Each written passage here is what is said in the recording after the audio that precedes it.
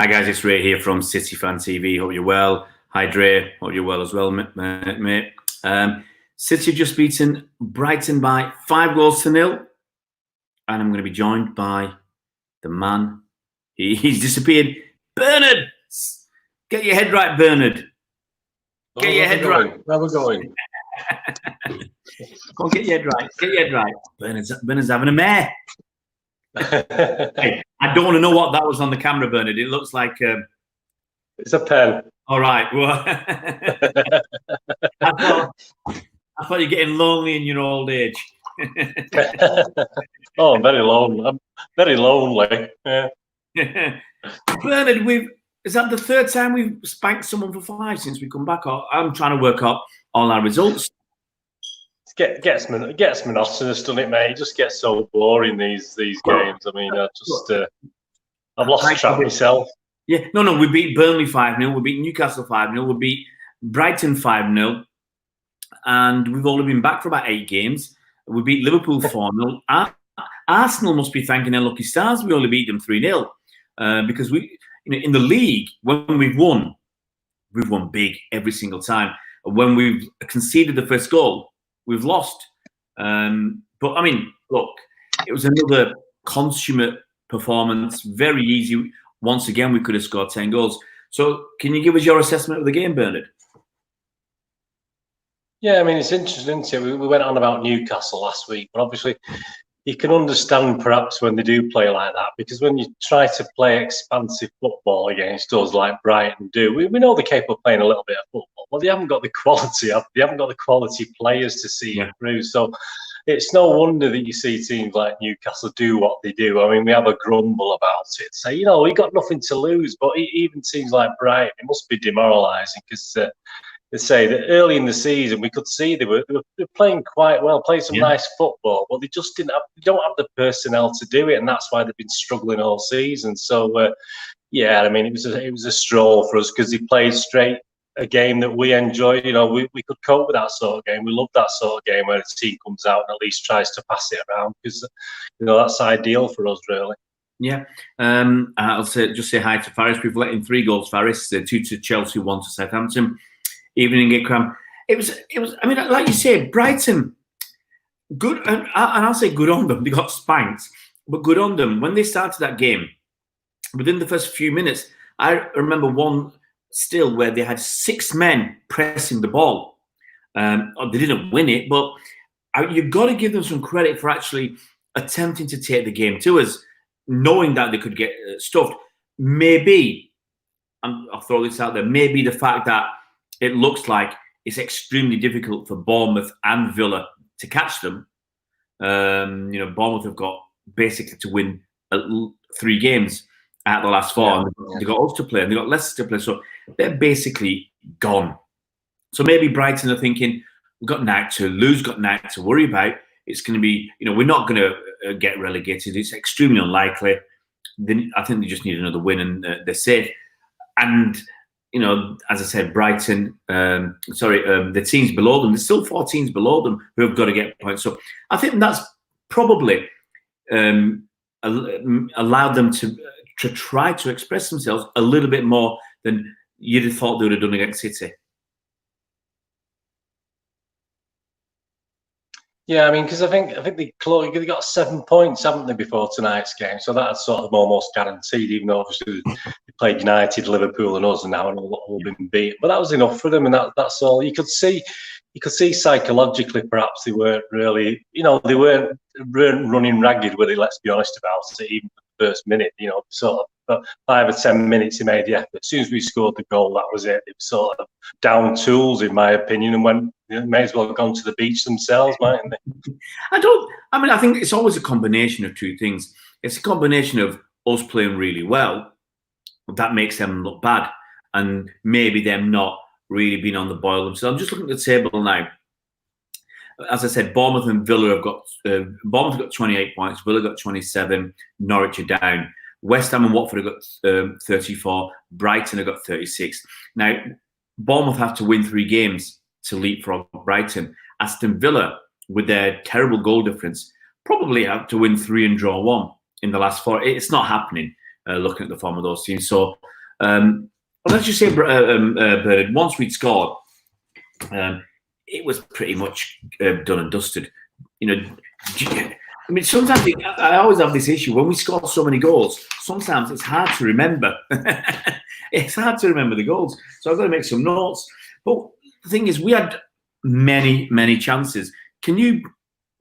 I'm going to quickly mention the team. We had Bernardo Silva pairing with KDB in midfield with Rodri behind them, and Gabby Jesus, Mahrez, and Sterling up front. Did you like the way we were set up?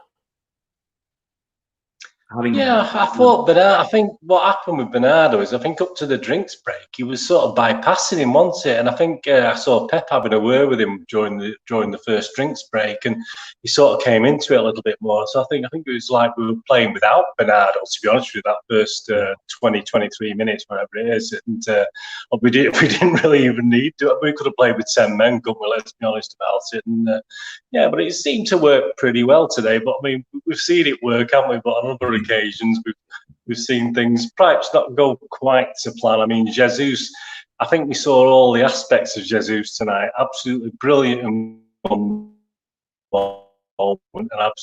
absolute rubbish in the next. I mean, that's what you get with Jesus. You get, and you got the microcosm in one game there of what Jesus is basically today, because I mean, he couldn't do anything with his head. His headers were rubbish. Then he had that one that he smashed against the bar that came from nothing. And then, and obviously he scored a goal. So, I mean, you got everything from Jesus. And, if you have to mark him out of 10, it's very difficult because you go up and down with your marks all game. I started off at 7, up to 7.5, down to 6, back up to 7, down to 6.5, up to 8. I mean, it's just impossible with Jesus. He had one of those games. I don't think he was. I don't remember him being given offside, but I do remember one moment where he was miles offside, asking for the ball. It's like, Jesus, Gabby, stay onside, and he's wondering why he doesn't get the ball. It's because you're like 5 yards offside, buddy. But I'll go through some of the quick. Well, you must admit, I mean, You must have been like me, Ray. You must have thought when that goal went in, he must be offside. He can't be onside, surely. He must be offside, So. Well, the thing is, he timed his run wrong, because normally he was a bit. I think he was just a bit slow for Mark, because normally he'd have gone already. He'd have gone before the ball was played, and he'd have been about 2 yards offside. To be honest, I was expecting Gabby Jesus to be standing inside the goal because he had to get himself offside, but he got lucky with that. But I'm going to just quickly go through some of the goals. First goal was a cross kind of into nowhere by Mahrez. Gabby Jesus nodded it onto Sterling. Sterling finished wonderfully well from about 22 yards. And he went on to score a hat-trick. But that first goal, what do you make of that first goal from Sterling? Well, I think this is the Jesus again, isn't it? I mean, that was a perfect cushioned header from Jesus from the back. It was okay. It was actually not a bad ball from Mahrez. Yeah. But it was a superbly cushioned. But I mean, he had so much work to do. But we've seen it recently, haven't we? Still, and the defenders don't want to sort of close him down when he's about 30 yards from goal. And all he does is he's run with the ball and he side foots it into the corner. And he's done it before. And they don't learn, teams, do they? They don't learn to close him down quick enough.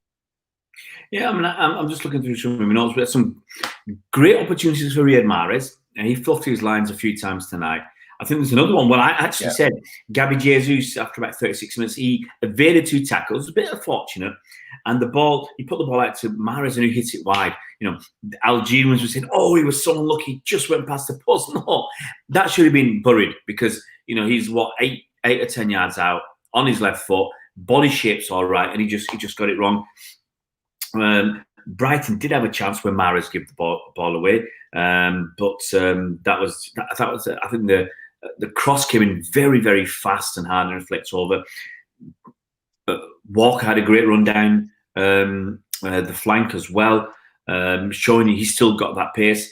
And then we had a corner from KDB. Rodri headed it on, and there's your man, Gabby J. Well, I mean, it's like I think was it early one where Garcia sort of missed it? Was that a bit earlier in the game? Wasn't it just a little bit before that? Wasn't it? So it's a similar sort of ploy, and I think mean, Garcia is not a big lad, but having him in that for corners seemed to work a little bit better and unsettled, certainly unsettled Brighton a little bit. And obviously, it gave other players an opportunity, didn't it? Perhaps because they don't know much about Garcia, they're a bit more wary of what he can do because they're not seen him enough yet. So perhaps sort of trying to concentrate, and he's worrying defenders and letting people like Jesus sneak in and nick the goals. Yeah, KDB second half he hit the post, very good free kick. I mean, goalie was miles away. He was not even bothered. That was just unlucky. A couple of minutes later, KDB passes to Mahrez, nicely curled left foot cross. Raheem Sterling unmarked, a little dive. I don't think he needed it. A dive to head the ball, diving. Let's call it a dive, never a header. But he just needed a touch, and it was in. And Brighton marking just wasn't there, and he just strolled through for another goal. And we just, a few minutes later as well, we had a throw-in. Gabby Jesus passed it on to Mahrez. He cushioned it onto Bernardo Silva. I think I'm just looking at notes. He had a shot. Bernardo Silva had a shot, and the goalie didn't save it. Ryan, that's his name. And it bounced back. Gabby Jesus went in there. He went in there trying to win it. It ricocheted out, and Bernardo Silva had just an easy tap in. One of the best moments for me, it was on 77 minutes, we had a raft of substitutions. By then, we had about 5 subs on. And there was a delicious David Silva pass. First time, just flipped over the top to Riyad Mahrez, who should have scored. He hit the side netting. I don't know how I'm going to do I'm supposed to do a video for the Algerian guys to tell them how well Riyad Mahrez played. To be honest, he was a bit bob for me because he had so many chances. So I don't know how I'm going to get out of that. And then Sterling, go on, you talk us through Sterling's hat-trick. He's got to be one of the best goals of his career. Well, yeah, I mean, it was superb, wasn't it? I mean, let's be honest, he did everything right, absolutely spot on. He fooled the defender and the goalkeeper. He thought, I'll fall down here and pretend to be looking somewhere else and nod it in between his legs. And that's what it just so much. I mean, you just can't. You can't sort of learn that skill. That's obviously coming with natural abilities from Raheem. But one of the weirdest goals I've seen for a little while, I must admit. He didn't even see it go in the net, did it? And for the commentators to say that it could be an own goal. I mean, there's no ever any doubt that it's going to be Sterling's goal. There was no doubt about it. It was on target. So why would it have been an own goal? So yeah, great hat trick. And yeah, I mean, you won't get one like that again. I think they're trying to say it was an own goal because the defender, he tried to clear it and he hit the post and went. Yeah, but it was going. It was over the line, wasn't it? Yeah. So I mean, the committee's going to decide that that's a goal anyway, and I think they've already done that anyway. Yeah. Juso Jack says KDB Mahrez had a poor performance, even though he's a big fan of them. Arashvi is asking why Gundogan didn't play at all in the last 2 games. I think he's been saved. I think tonight my 2 worst. I think everyone scored at least 7.5 tonight, apart from Mahrez and KDB. To be honest with you, I think both of those had pretty poor games. KDB again, trying the big fancy passes sometimes when he can do something a little bit simpler. But it works most of the time. So we shouldn't be too. I will give KDB some credit because he was captain, and I think he worked harder than normal. To get around that pitch, winning balls that possibly you didn't think he would win, but I mean it's another easy win. And do we ever learn much about City when we're winning so comfortably? No, I mean I don't think Pep or us or we learn anything from that, do we? I mean it's the big games, it's the games when perhaps we do go a goal down and we have to react and play against a team who puts the effort in. Honest about it, because Newcastle certainly didn't, and Brighton didn't in a funny sort of way, because I think they sort of did, but it's their sort of nice passy football. It's not the same sort of thing, so we're not going to learn much from those games. And obviously Bournemouth game will be interesting, and obviously then we're ready for the Arsenal one. That'll be another really good game. We're going to have to be on. We should put them to the sword again, but who knows? Perhaps Arteta's learned a few things from the last 3 or 4 games. Well, they've done all right in the last 3 games, Arsenal. I mean, what was, I think, a slight disappointment for me, we had Tommy Doyle on the bench. We had Cole Palmer on the bench. Yeah. We were falling up after 56 minutes. I mean, what What would he learn? What's he learning by putting David Silva on, and I mean even Foden to some extent? As you say, why not put a couple of the young lads on? Well, the thing is, this is what I'm going to say. I'm going to agree with. I don't mind David Silva coming on. I don't mind Foden coming on because they came on. I think we were 4-0 up at the time, but they came on, and I don't mind as much them because we're going to need them in the running. We're going to need, David Silva to get some more minutes. We need Foden to get some more minutes. And I can't remember who the third one was, but we need these players to get a few more minutes. Zinchenko, that's it. Because we've only got 2 at left back, Zinchenko. Whereas when you look at attacking midfield, we could play Sterling there or Mahrez there if we needed to. We've got David Silva, Bernardo Silva, KDB, Gundogan.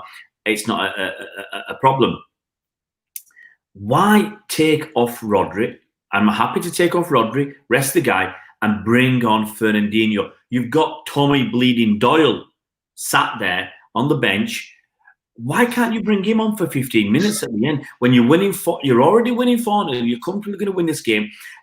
You want to take your DM off, bring Tommy Doyle on. I don't understand the logic in that. And the last substitution, I'm trying to remember who that last substitution was. I haven't got a clue, to be honest. Stones and Fernandinho for Garcia and Rodri was the last one. Silva, Foden and Zinchenko came on first of all, didn't they? Okay, I can understand then taking off Garcia and bringing on Stones. I can understand that, and I can kind of go with that. But it was a crazy one not to take off, not to put on. I was going to say Tommy Doyle, but not to put on Doyle. What chances have these kids got? The fact is, he's a City fan. He's not going to go anywhere. Same as Phil Foden. But other players will look at that and say, you Jayden Braffs, your Cole, or anybody who's not a boyhood City fan might look at that and say, well, what is my future? I can't get on when we're stuffing somebody 4-0. Well, this is it. I mean, we've been saying this all season, though, haven't we? That's one of Pep's little downfalls, if you like. That he's always stuck to his old guard and all the way through the season. And to me, he's trying to make sure that he gets out of the season with something, perhaps a couple of trophies, perhaps 3 trophies, who knows? But he's desperate. He seems desperate. So he's certainly not going to blood any youth this season. Whether he will. When he knows it's his last season, I don't know. I still think he wants to win trophies. So I think that's the problem with Pep. He's not willing to take that chance sometimes. I don't know what it was like at other clubs for putting youngsters in. I'm not too sure. I don't really know. Someone cleverer than me will tell me that. But certainly, because he played certainly at City, he just doesn't seem to want to do it. I think at Barcelona he'd been let a couple come through because they were with him at Barca B, so that kind of helped. Arashvi is saying maybe Pep is probably getting ready for the FA Cup and the Champions League, so he needs everyone fit, so that's why he ain't playing youngsters. I understand that, Arashvi, but it's one kid, and I'm sure. Okay, Fernandinho missed 2 games because he got himself sent off for that handball not so long ago against Chelsea. But I just don't see why you couldn't put. Tommy Doyle. I just don't see. I don't see the logic in that in bringing Fernandinho. Yes, you might want Fernandinho to get a few minutes if you're that desperate. Let him play against Bournemouth. I think that's for me. I think that what we're going to really find out about Pep and the kids is the lineup against Bournemouth, because is he going to put? He's going to play the kids against Bournemouth, and I don't want him to play lots. I'm just wanting to start with maybe 3. Start with Tommy Doyle, start with Cole Palmer, start with Taylor Howard-Bellis. You've got Otamendi needs some game time. Why not Taylor Howard-Bellis and Otamendi? Or Taylor Howard-Bellis and Garcia? It depends on how you want to do it. Personally, I would rest Garcia and Laporte because I want them for Arsenal. So for me, in my mind, I'm thinking Otamendi and Taylor Howard-Bellis. But how would you approach that game against Bournemouth? Yeah, I mean, Bournemouth can be quite defensive, can't they? I've seen them a couple of times. They do try and sort of play that sort of game, and they just want to make sure Bournemouth they are desperate for the points. Let's be honest about it. So you can't go too youngy with this one. He still has to have quite a strong team. Let's face it, we're almost guaranteed second spot. We are guaranteed. Yeah, we're in second now. It's just Yeah, if this is just one team that can catch us now. I can't think of that. Current position is we've got 72. Leicester have got 4 games to play. They can only get to 71. Chelsea can only get to 69. We've already got second spot. So yeah, I mean, yeah, it's a matter of pride then, and just doing the job, isn't it? But yeah. I can see with Arsenal, as you say, he's going to keep his best players. I don't think KDB will play on Wednesday for a start.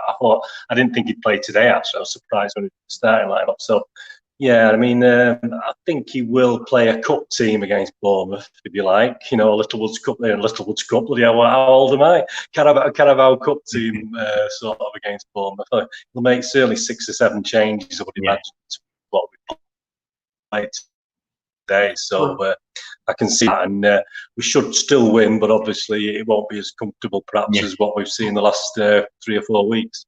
Arash Fear is pushing this point. He says, would you rather play kids or be really serious and ruthless and get ready for the FA Cup and Champions League? I'm talking about 10 minutes for Tommy Doyle. I'm talking about and that's all I wanted to see, 10 or 15 minutes. Instead of bringing Fernandinho on and taking Rodri off, bring Tommy Doyle on.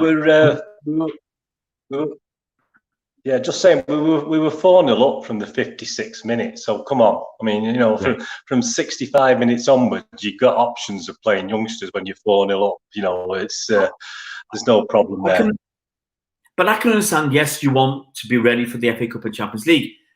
But my point is, Fernandinho doesn't need to come on for 10 or 15 minutes. Let Tommy Doyle. That's the only one I was pushing for. And in the Bournemouth game, I absolutely say you've got to play some more kids because you've got to save your players. And that's why I said before the game, we should be playing a Saturday team now, a weekend team.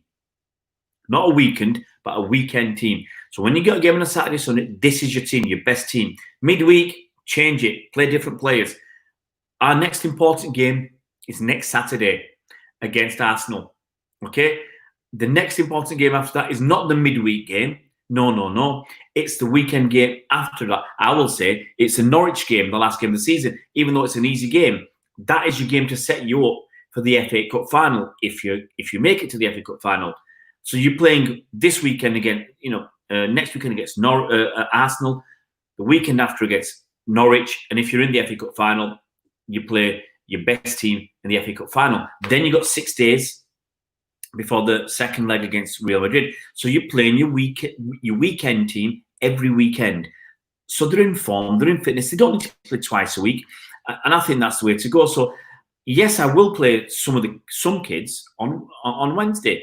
I don't see against Bournemouth as well as your second stringers. So you might say, let's give Bravo a run out because I want to save Edison for the weekend. Let's give Cancelo a run out. Let's give Zinchenko a start.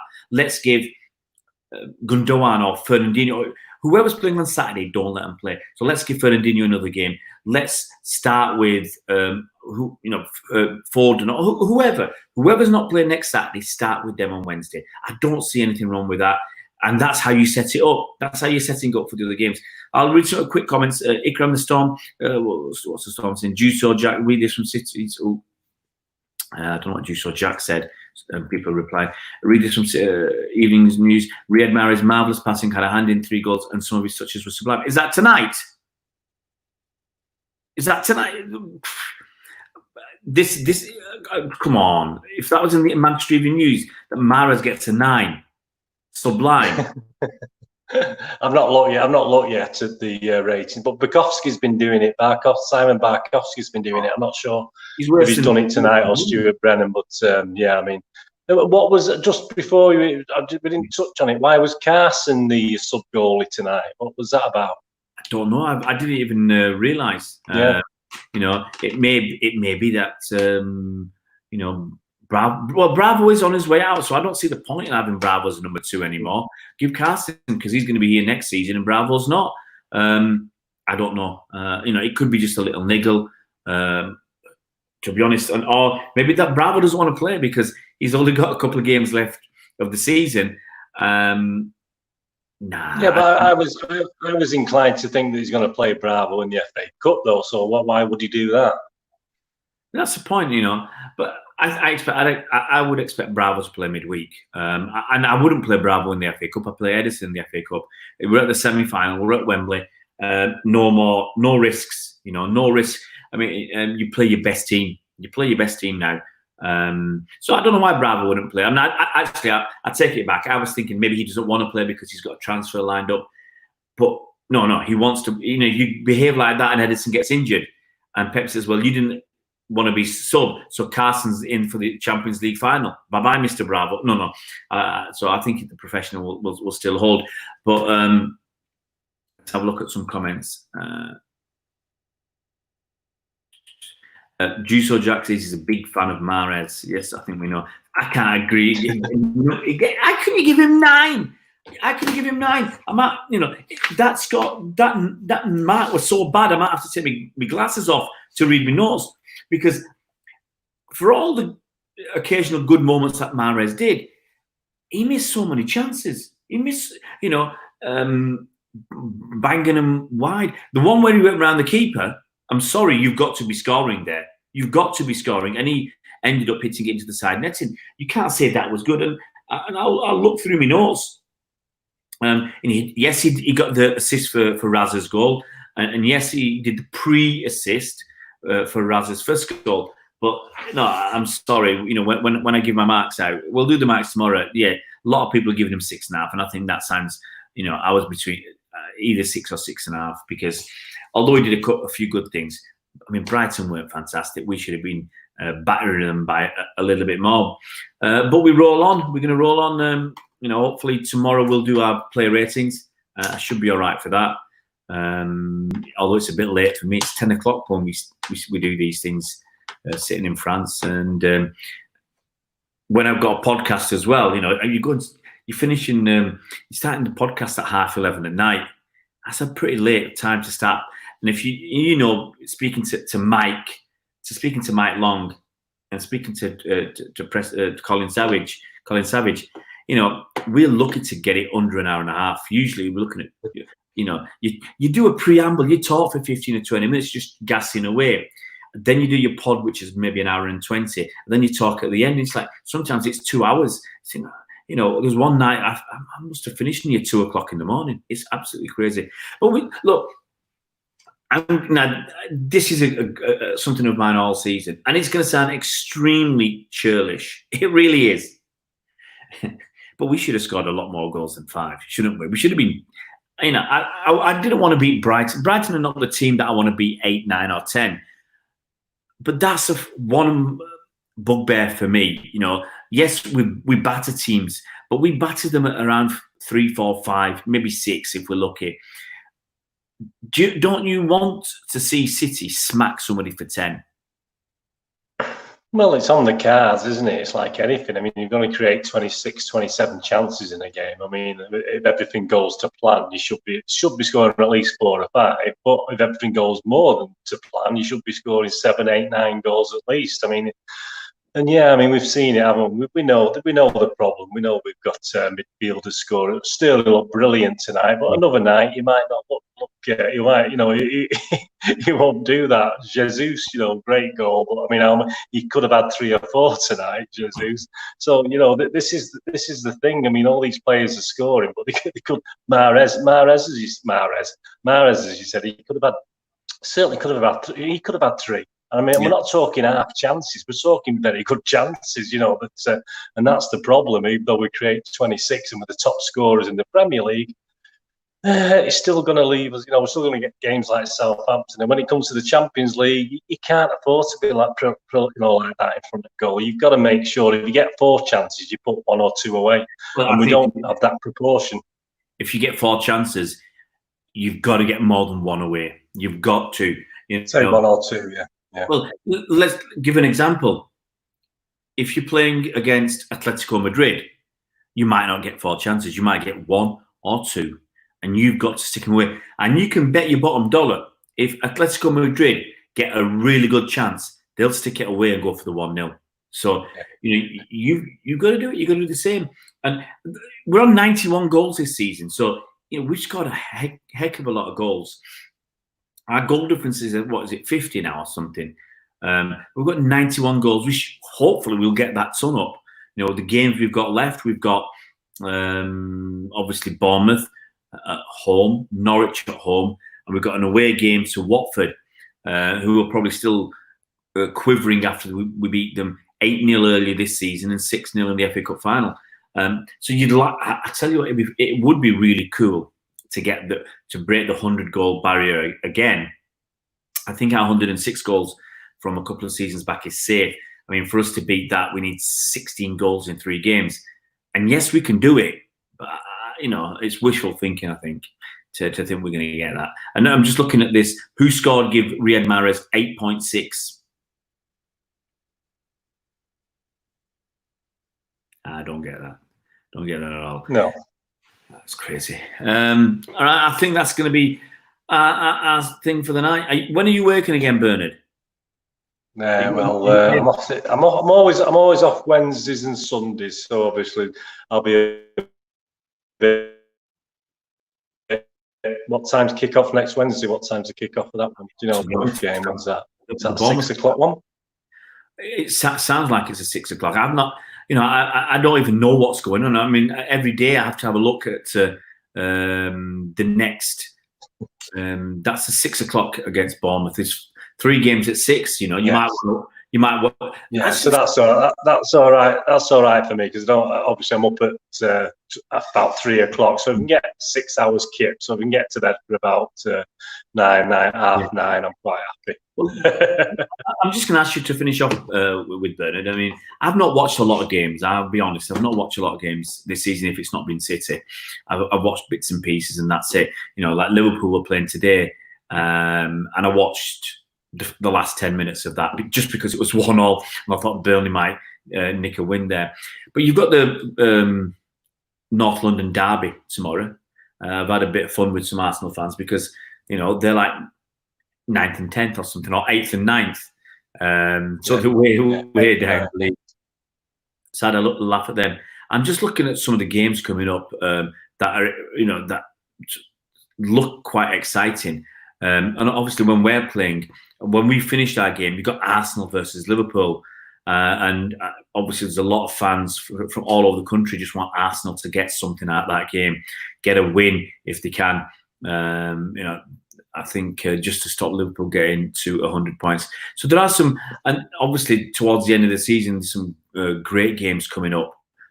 Besides the FA Cup, you've got Tottenham versus Leicester, Man United versus Chelsea in the FA Cup as well. So there's a lot of other interesting games coming up as well. So it's going to be extremely interesting to see how the season finishes. And obviously, towards the end of the season, you've got Liverpool versus Chelsea. So the worry is that United are got a chance now of sneaking that 4th spot. I was just hoping that they'd finish 5th, and their fans would be hopeful that we'd get banned and they'd get in. I mean, how sad would you be, if United, not bitter for make it. All credit to them. I mean, they've come out. I mean, they've obviously must enjoy playing in empty stadiums because they've come out all good. Yeah. Okay. Significant unless we're playing them, that unless. But no, I mean, credit to them. They've been scoring 3 goals or so. That's not bad for them, is it? I mean, they can't match our 5 or 6, obviously. But I mean, it's. I think obviously there's a lot of rumours going around about Monday, isn't there? Which is a bit scary, to be honest with you. I don't like to talk about them too much because and obviously we're only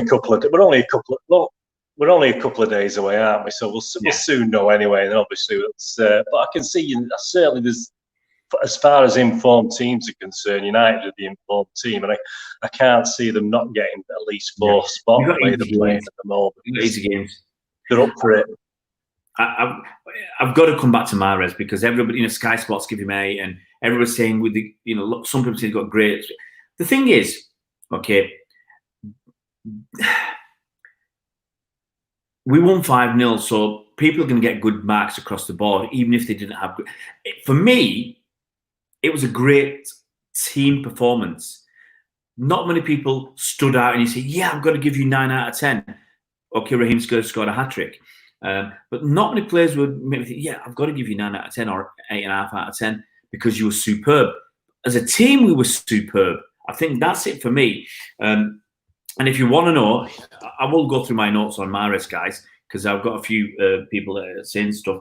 Now, I've got 16 minutes gorgeous pass from Mahrez to Sterling. It was a really beautifully weighted pass down the line.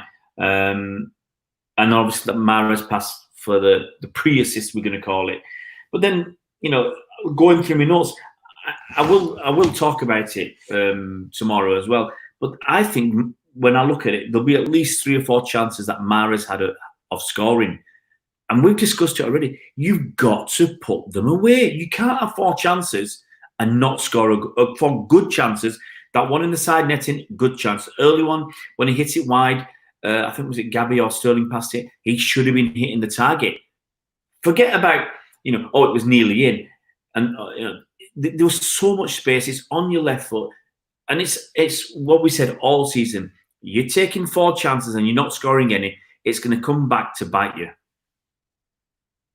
I mean, the thing with Mahrez as well, a couple of those chances, those good chances, fell to his good foot. I mean, it was perfect for his left foot. And that one that he hit wide with his left foot, I thought he was going to nestle into the side, into the corner of the goal. He just looked a bit lackluster tonight to me. And for every one thing he did well, I think he did a couple of things pretty average or badly, to be honest with you. And that's, KDB, perhaps for everything he did well, he did one,